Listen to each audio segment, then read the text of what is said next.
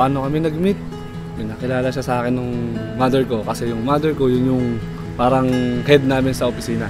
Si Brian kasi, nung una ko siya nakilala, ang napansin ko kaagad, napaka-futuristic yan tao. Noong una, hindi pa kami nagpapansinan kasi parang nagkakailangan pa. Tapos dumating ang buwan ng April this year. Tapos nagkausap kami sa text. Yung nakafocus agad siya sa future. Eh ako, siguro yung sa edad ko kasi 22, tapos siya 26. Ang utak niya, yung ano niya is future na talaga, yung pamilya. Pag nakabuo ko ng pamilya, ganito ang magiging setup ko. Kwentuhan, usap, hanggang magdamag, tawagan na. Tapos nag-meet na kami. Iniisip ko sa sarili ko, ano ba itong lalaking to? Ito agad ang iniisip. Kasi nga, yung edad ko, parang ang iniisip ko pa happy-go-lucky. Puro luho, puro ganon. Noong una, syempre, kinakabahan din ako. Kasi hindi ko namang ina-expect na makikipagkita siya agad ng ganong kabilis. Sinundo ko siya sa kanila. Pero hindi ako nakarating sa bahay nila kasi bawal pa. Kasi ano yun eh, pinagpipilitan niyang umuwi ng Binangonan. Ihatid kita hanggang Binangonan. Sabi ko, hindi, sinabi ng bababa ako. Eh, saan ka ba pupunta nun?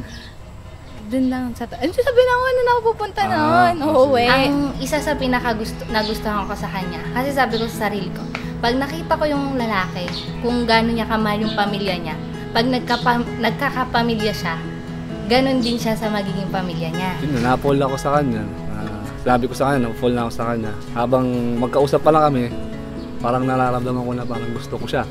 Tapos, gabi-gabi, araw-araw, sinusundo ko sa opisina. From Cainta to Pasig. Kung mag-overtime siya, hanggang alas 10, alas 11, mag-aantay, ahatid sa Binangonan, tsaka ako uwi. Very responsible siya. Na pag may time na, halimbawa may mga expenses kami, wala saan tayo kukuha, ubos na ang sweldo natin, ubos na yung ano, napaka-maabilidad niyang tao. Dito lang, sinagot na rin ako sa wakas. Sabi, September 8 na ako sinagot, hindi ko na pinagtagal. Unang proposal niya sa akin, kami ng dalawa, sa may kotse. Sa kotse.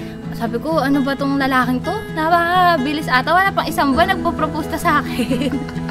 Ganun siya. Papatagal pa, doon din napunta nun.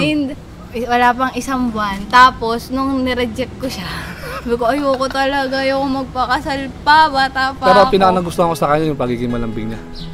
Yung kapag, yung parang siyang isip bata minsan kasi, yun yung parang pinaka-asset niya. Pag yung gusto niyang magpalambing, tapos parang nagpapakit. Tapos sa Boracay, yun yung pangalawang attempt mo ata na mag-propose ka. Nag-Boracay kami. Tapos, sakto, nawala yung ano niya kasi tag-ulan. Ang plano niya sana, magpapagawa ng ano, yung sandcastle. Tapos nakalagay, Will You Marry Me? So, Kaso, umuulan. Pakiramdam ko at is na ako sa kanya kahit ganun palang kahaba yung pinagsamahan namin. Tapos yung pangatlo. Pangatlo. Nag-propose ka ba sa akin? Sa bahay nila. Sa bahay na. Payag na rin kasi yung parents ko na magpakasal na kami kasi lagi naman kayo magkasama para saan pa doon din kayo doon din naman pupunta yan. Tsaka gustong gusto siya ng tatay ko. Hiningi niya na sa parents ko yung kamay. Pinagpaalam ko na siya sa nanay at sa tatay. Sa tatay. Chin, Christina, Mami, mahal na mahal kita. Simula pa lang naramdaman ko na at nahulog na yung love ko sa'yo, yun na yun. Hindi na magbabago yun. Pinapangako ko na pagkatapos ng kasal natin, kahit ngayon, na hindi ako magbabago. Magiging mabuting asawa ko at tatay sa magiging anak natin. Promise ko naman sa'yo, mahal. Hindi din ako magbabago. Tapos mamahalin kita ng buong-buo. Sa konting panahon ng natin, pagiging magkasintahan, itutuloy naman natin habang buhay. Sa doon na lang natin ipagpatuloy yung mga hindi natin nagawa na magkasintahan tayo. Kasi mag-asawa na tayo, syempre. Lagi na tayo lalong magkasama. Ayun, magiging mabuti ang asawa, ina ng mga anak natin. Mahal na mahal kita. Through this window, everything seems new.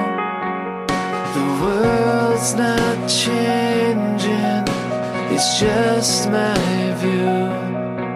Spent so much time looking for what I thought was right for me, but it's only when I gave up, that I got what I really need.